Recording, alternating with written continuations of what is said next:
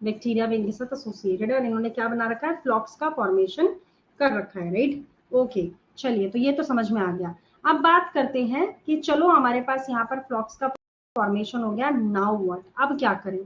तो यहाँ पर आप क्या कर सकते हो भाई, धीरे धीरे आपने जो बैक्टीरिया की ग्रोथ करवाई है, ये इसलिए नहीं कि आप बैक्टीरिया के अमाउंट बढ़ा रहे हो, आप उनके थ्रू डाइजेशन करवाना चाहते हो उस सारे ऑर्गेनिक मैटर का, ठीक है। तो क्या होगा, the microbes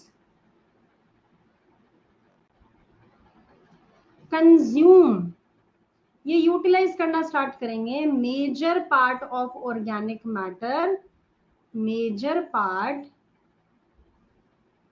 of organic matter, जो कि कहां प्रेजेंट है, present in that sewage water, जो कि एफ्लुएंट कहला रहा है इस टाइम पे, इन दी एफ्लुएंट, राइट। तो आपने क्या किया, अब माइक्रोब्स को आपने ग्रो करवाया, वो माइक्रोब्स अब जाकर के उस एफ्लुएंट के अंदर से जो ऑर्गेनिक मैटर है उसको यूटिलाइज करना स्टार्ट कर रहे हैं, राइट। अब धीरे धीरे they are significantly reducing, they significantly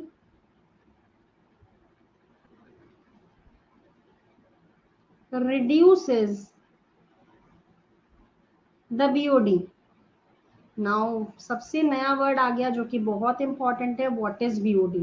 तो BOD का मतलब है biochemical oxygen demand.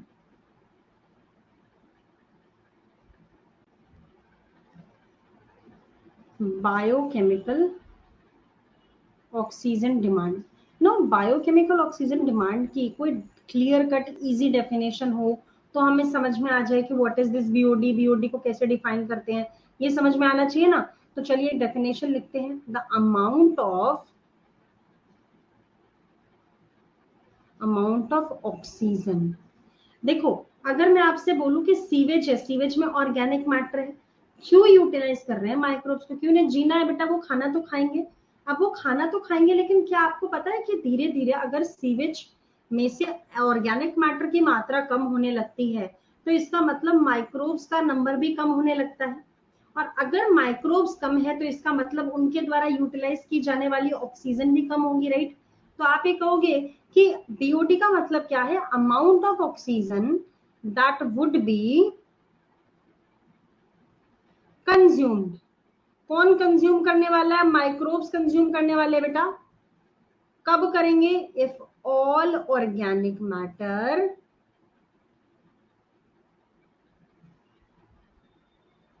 In 1 liter of water is oxidized by bacteria,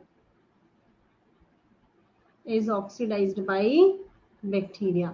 अब मान लीजिए हमारे पास एरेशन टैंक में तो बहुत सारा, ठीक है, बहुत सारा हमारे पास वाटर अवेलेबल है, राइट।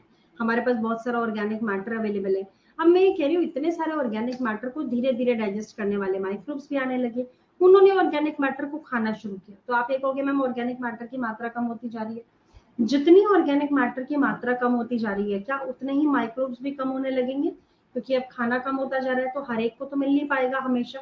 और अगर माइक्रोब्स को खाना कम मिल रहा है, मतलब कि अब हमारे पास लेस नंबर ऑफ माइक्रोब्स होंगे जिनको ऑक्सीजन की रिक्वायरमेंट होगी, क्योंकि अगर ऑर्गेनिक मैटर नहीं है तो ऑक्सीजन की जरूरत क्या है, राइट। ठीक है, तो आप ये कहोगे इसका मतलब ऑक्सीजन भी घटता जा रहा है। लेकिन ऐसी डिमांड ऑफ ऑक्सीजन हम पता कैसे लगाए, देखो, अगर मैं तुम्हें बोलूं कि मैं अमाउंट ऑफ ऑक्सीजन का पता लगा सकती हूँ, तो तुम ये बोलोगे मैम इसका मतलब तो ऑर्गेनिक मैटर की मात्रा पता चल जाएगी, है ना। हमें ये पता चल जाएगा कि कितना ऑर्गेनिक मैटर घटता जा रहा है, यानी कि वाटर जो है वो कितना ज्यादा साफ होता जा रहा है, ये हमें पता चलने लगेगा। तो O2 का मतलब यहाँ पे क्या है, बायोकेमिकल ऑक्सीजन डिमांड, की कितनी डिमांड ऑफ ऑक्सीजन यहाँ पर अवेलेबल है, राइट। ठीक है, तो आप ये कह सकते हो यहाँ पे।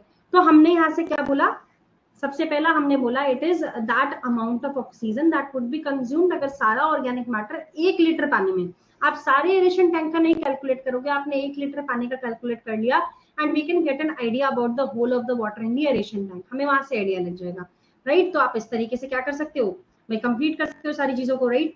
तो हमारे पास यहाँ पर क्या आ गया, ये सारा प्रोसीजर लिख करके आ गया कि क्या क्या चीजें आपके पास किस किस वे में कैसे कैसे प्रेजेंटेबल होती हैं। I hope that is clear to all of you, सबको क्लियर हो गया अच्छे से, है ना। ठीक है, चलिए अब बात करते हैं यहां से हम लोग किसके बारे में। अब हमने सीधे सीधे माइक्रोब्स के थ्रू ऑर्गेनिक मैटर पे अटैक कर दिया और ऑर्गेनिक मैटर धीरे धीरे कम होने लग गया। तो आप ये कहोगे कि अगर ऑर्गेनिक मैटर कम हो गया that means, just a second,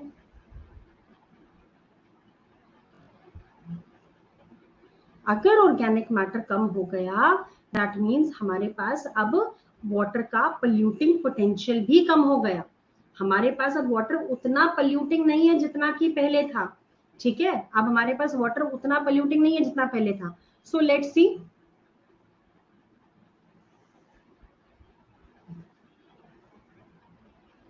BOD is directly proportional to polluting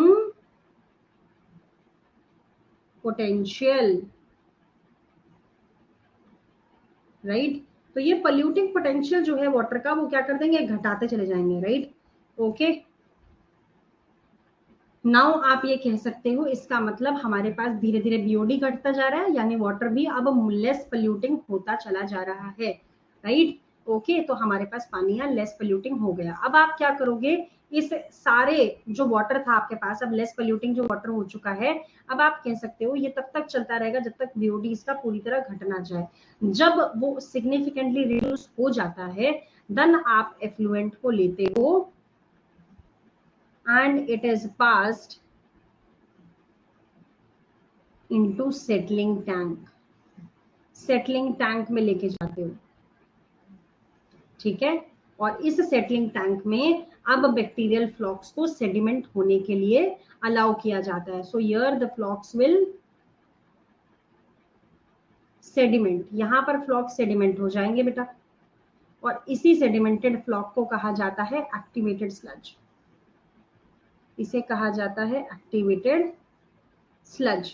अब इस एक्टिवेटेड स्लज में से एक स्मॉल पार्ट हम लेते हैं and it is again pumped back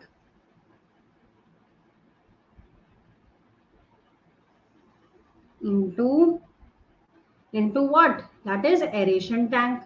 वहां पर लगातार पानी आ रहा होगा, हम उस एरेशन टैंक में वापस इसे डाल देंगे ताकि और फ्लॉक्स की ग्रोथ हो जाए।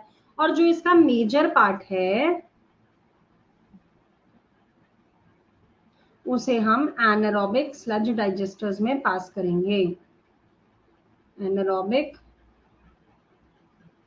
Sludge digesters.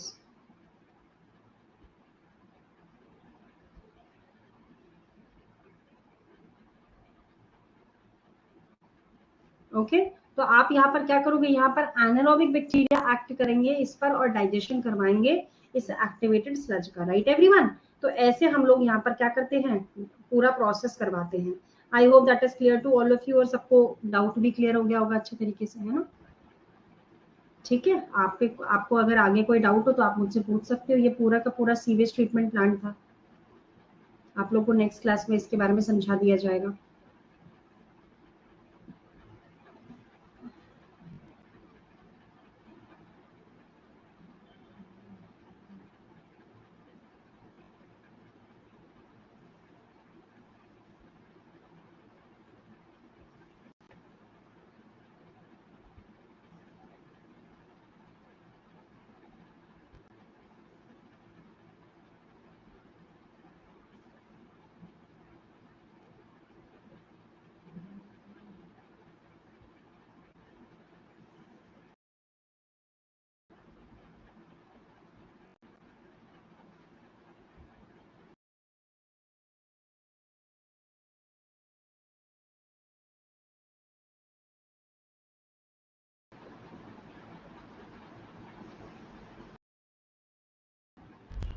Thank you students, happy learning.